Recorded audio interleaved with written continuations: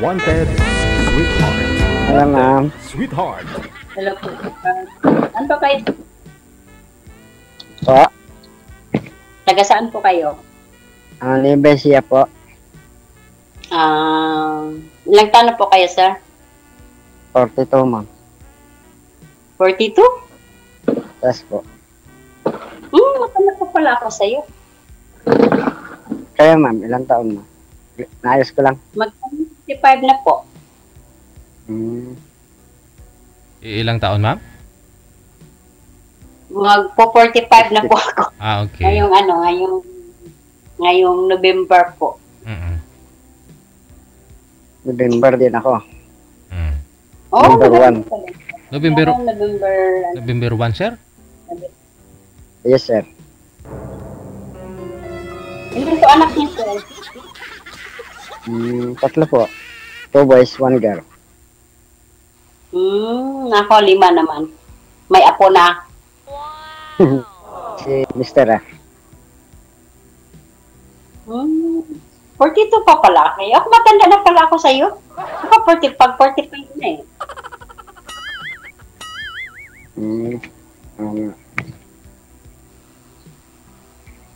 Ano pong trabaho, ma'am? Sa bahay. Alaga ng amo ko. Anak ng amo ko. Kambal. Okay. Wala pong asawa. Patay na. Oo, iniwan kami. Ano lang siya. Tayo siya. Gusto niya gusto niya mag-isa. Wala ma-disturbo. Matagal na po kayo dyan sa imong bansa? Ano po, 2 years na po.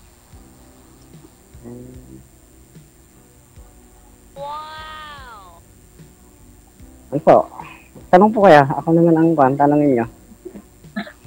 Ano po itanong, ilang ilang yung apo, may apo ka na po?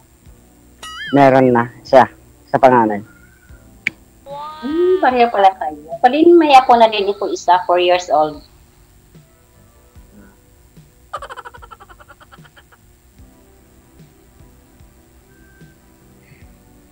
Mainit. Nasaan na pala yung asawa mo? Pinatay mo? Ano ba? Hindi, sinuli ko. Mama niya? Hindi, nagtatrabaho sa Manila yata. Nainitan daw si Sir, ma'am. Ikaw, ma'am, nainitan din po ba kayo, ma'am? Oo nga eh. Tinggalin mo kasi yung mo. Kasi mainit na. Kailangan po kasi. Bawal po kasi pag walang face mask. Driver po kasi ako ng ambulance. Biro mo. Hindi naman yung face mask yung nasa ulo.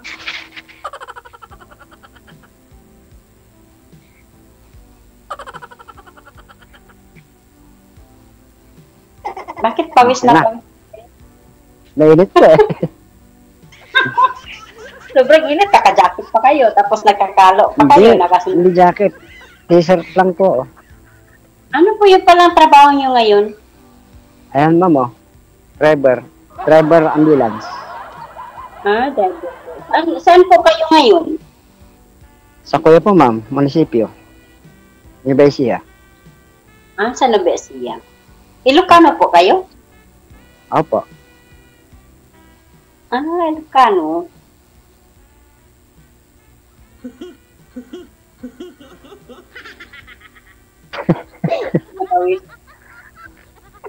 Init.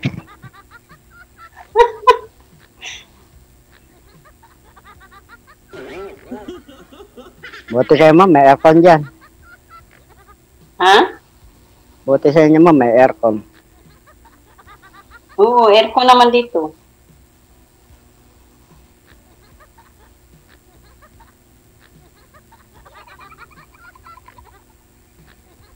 Wala. Di na nagsalita si ma'am. Tanong po kayo. Kailangan babae ang ladies first daw eh. Kailangan babae ang nagtatanong. Ay, ano pa ba ang itatanong ko? Wala naman. Yun lang. Sana pala yung asawa ko. Kalimutan ko tuloy yung tanong ko. Po? Asan na yung Napa- asawa niya? Sa Maynila po, nagtatrabaho yan. Ay, hiwalay kayo? Yes, ma'am. Mga ilang Tagal taon na mga po kayo? 12, 13 years. Buti kayo, hindi pa kayo nag-asawa ulit. Mahirap na. Kasal ako eh. Pero pwede maghanap.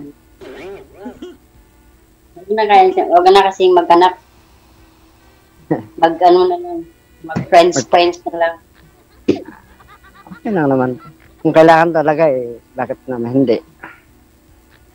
Kaya nga. Mahirap po Mahirap yung ano.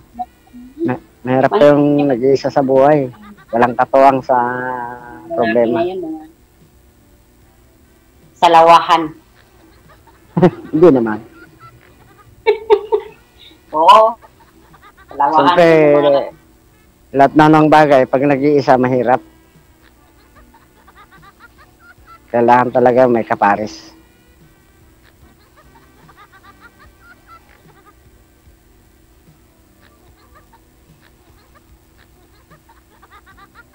Ganun po ba?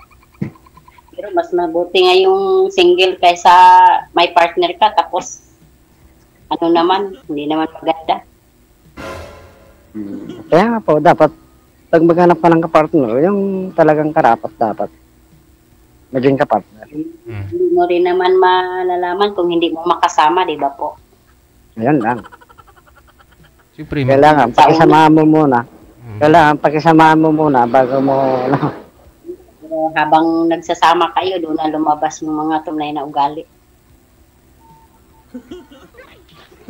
Hindi, pakisamahan mo muna ma'am bago mo kwan, bago mo pakasalan. Wala nang kasama. Oo. Sama lang kayo pero walang nangyayari para walang talo. Yun lang sir eh.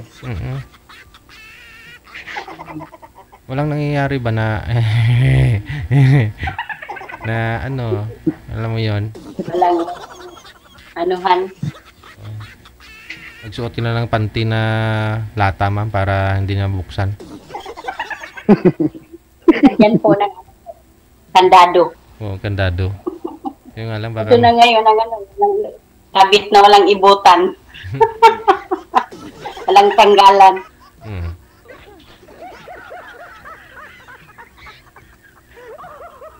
Bago ka lang ano ma'am? Pare. Po? Bago lang po kayo dito. Ngayon pa lang po. Ngayon pa lang po sumasali. Ako din. Yun lang. Pero matagal na akong nanonood sa programa ni Oo, Kay ako DJ. din. Nakapalo din ako kasi kay DJ. Matagal na rin ako nag-ano sa kanya. Nandun pa ako sa Kuwait. Sinusundan ko yung ano niya, yung mga ano niya. Tapos hanggang pumunta ako dito sa Dubai. Apo. Hmm. Ganda rin. Minsan nakakatawa rin yung ano, ibang nag-uusap. Pero masaya. Ganun sana dapat. Mayroon naman siguro dito na ano, yung mga ano yung programa niya na nagkatuluyan din siguro. marami ma'am. Maraming nga pong naghiwalay eh. Oo. Marami. Ganun po ba? Sabi ni Sir DJL. Marami na ding naghiwalay. Maghahanap na din yan po ng iba kung hiwalay din uli.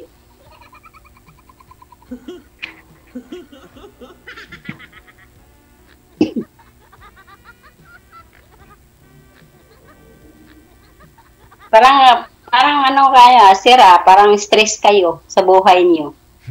Hindi naman. Laging puyat lang. Kasi 6 years na akong driver. 24 hours ang duty.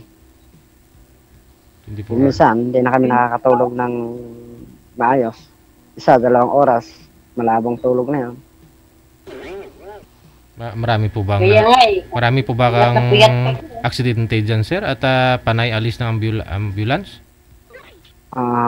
Minsan sir, marami sir. Kung minsan naman, puro mga sa barangay. Pero karamihan sa highway sir eh. Mga accident, Mm. Gano'n. Mm. Di ba yung mga buntis, Mm. mga anak, yung mga check-up, gano'n sir. Yung nasa 5 yung ambulance namin dito sir eh. Araw-araw yan. Long distance yung iba, City Hall po mismo yan, sir? sir. Nasa City Hall po mismo?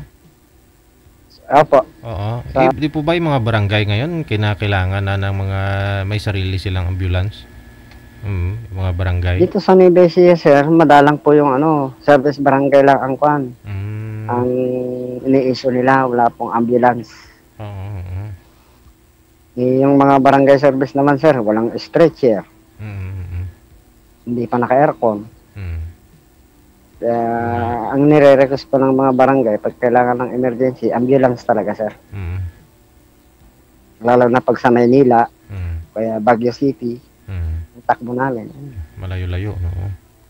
Aircon pa talaga. Sa Bataan, Marabeles. Kasi siyempre kung na-disgrasya, may kilala nga ako sir, nasaksak sir eh. O nasaksak tapos dumaan yung ambulance. Tapos sabi niya, ba't sira naman tong aircon mo? Ayaw ko. Sabi niya, bumaba, di patay.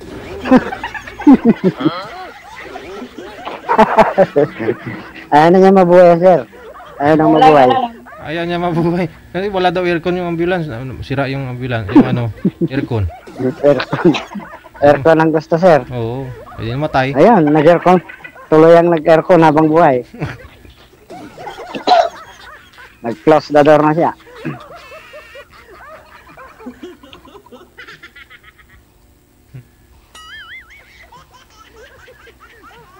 Ano oras po dyan ngayon, ma'am? Umaga pa lang ho, ano?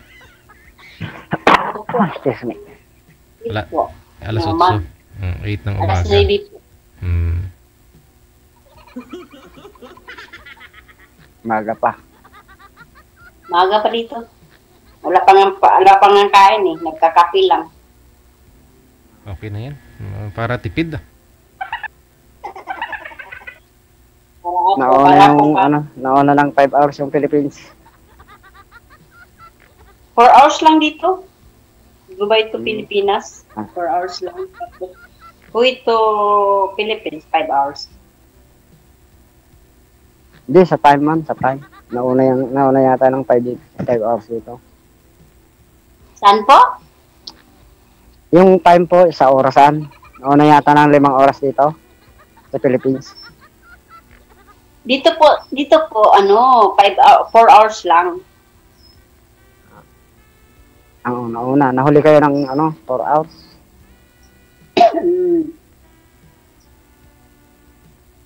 Nahuli ng 4 hours. Kasi dyan, anong oras pa dyan? Mag-aalas 2 na ma'am. Dito naman, mag-aalas 10.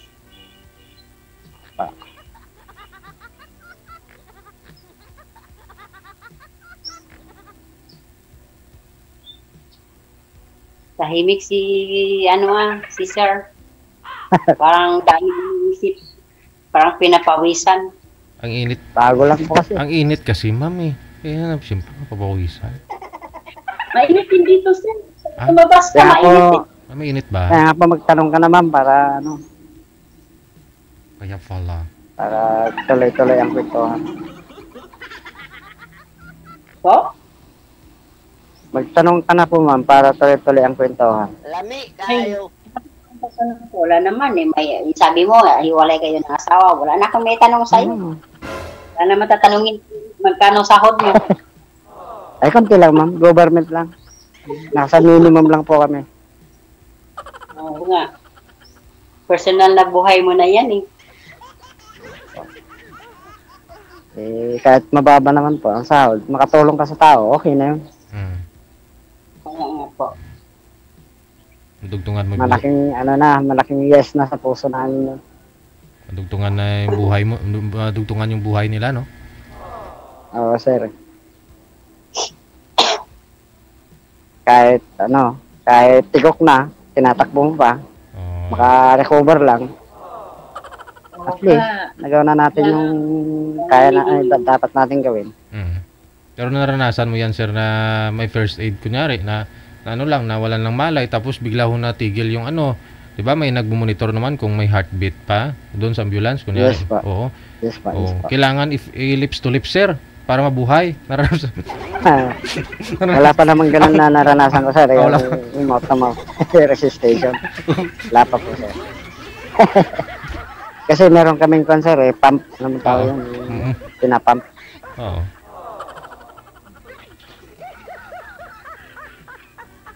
Siguro, pag nalunod, sir, pwede. Pero hindi namin trabaho yun. Driver Oo. po kami. Yung mga Okay. rescuers po ang matrabaho nun. Mm.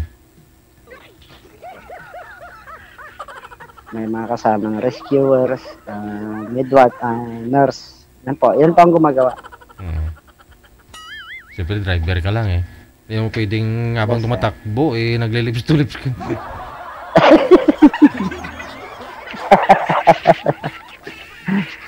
Palit kayo muna, sir, ha? Siya muna yung driver. Ikaw yung, hihiga. Para humaba yung hininga.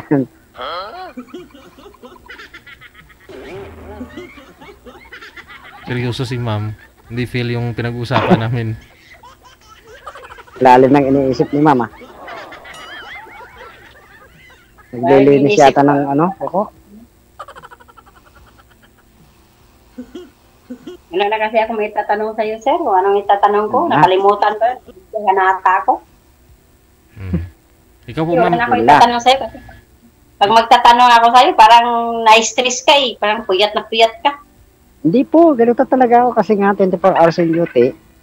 Oh. Pero okay lang, hindi naman po ako. Pag sweat pa ako, nakatulog na ako kanina.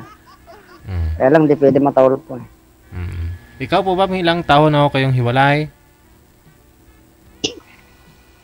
Patay na po yan. 3 years na po yun kay asawa ko. 3 years na. Pero nagka-boyfriend po kayo ulit?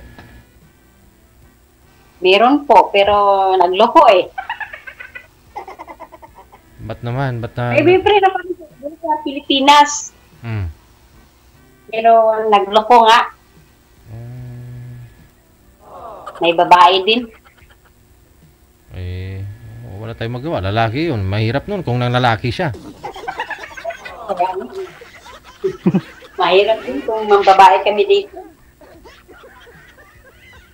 Mahirap yun, ma'am, kung lang maglalaki siya. Mm. Dito pwede mo naman kasi dito sa Dubai, ano naman dito sa Dubai, freedom. Mm. Parang Pilipinas na dito. Pwede mo gawin lahat ng mga gusto mo. Mm. Parang Pilipinas din. Nga may halos nakahubad na nga dito magbihis. Pero mahirap na kasi pag gagawa ka ng kalukuhan dito. Kasi di ba pag nagagawa ng kalukuhan, yung isa yung ikakahiya ka ng mga anak mo, yung pamilya mo, di ba? Dapat pumunta ka sa ibang bansa para sa pamilya mo, hindi yun para sa magloko ka. Important sa mga OFW na maging matino sila. Kasi Opo, may ibang trabaho lang naman. na hindi siguro kinaya yung kung ano sila, kaya naghanap. Meron namang mababae, hindi naman lahat. Yung iba naman, yung FW, nagloko sa ibang bansa. Yung asawa nila sa Pilipinas, mabait. Hindi nagloko. Yung iba naman, Ngayon, ma'am, yung boyfriend mo na yon, iniiwan mo dito sa Pinas, tapos nagkaroon na siya, tapos after nun, wala ka na naging boyfriend ulit. wala na po, ayaw ko. Ngayon, Masakit pala masaktan ka kasi nung namatay yung asawa ko po, Sir DG. Parang sarado yung puso ko noon eh. Parang hindi ako, para bang, kung may nangligaw man, para bang wala lang, ganun lang. natural po yan, siyempre kakabatay lang eh. Ng asawa. Hindi po ba, sabi mo 3 years ago pa lang ho kayong byuda? Opo. So, ibig sabihin sa 3 taon, nagka-boyfriend ka ulit. Ilang taon na hong namatay si mister mo at naging boyfriend mo po yung nanloko na yun, ma'am? 1 taon po. Isang taon. Sabi O ko, bago nag-boyfriend. kita mo, 1 taon. Di ba, after a year, naka-move on ka na, nag-boyfriend ka na. Tapos pumunta po kayo dyan sa Dubai. Sa Dubai, iniwan mo siya dito sa Pinas. Ngayon, nabalitaan nyo lang po na nagloko siya, ganon? Hindi pa po kami nagkita, no? Hindi Sir pa. DJ. So hindi Basta yung asawa ko po, hindi po ako nakauwi. Doon pa ako sa, sa Kuwait. Hindi po kayo 4 years nakauwi. ako sa Kuwait. Po, Sir DJ. Tapos, nagpunta po ako dito, nag-cross country po ako ng Dubai. Chapi si Tapos nung ma'am. namatay Wala yan ang signal. hindi ako nakauwi. Okay. Kayo po sir ang nawawala sir, mahina po signal nyo sir. Wala na yata signal. Sa inyo po sir ang nawawala. Hindi pa ho kayo naka-exit dito sa Pinas ma'am. Nag-cross country ho kayo mula Kuwait. Wala na. Opo, nag-cross country po ako. So yung boyfriend mo pala, hindi rin kayo nag-meet personal. Hindi pa po kami nag-personal po. Dami yata ako signal. Pagka ganun ho kasi wag kayo masyadong umasa. Pauwi na. Sir, 50-50 na po yung signal mo sir. Emergency mo nga muna yan sir. Isakay mo sa ambulance. Baka baka nahimatay na yung signal niya. Wala na yata akong signal. Nagkita ko man na si ma'am. Sa inyo po sir ang wawala. Yung signal niya na blurred. Si ma'am. Ano ba yan?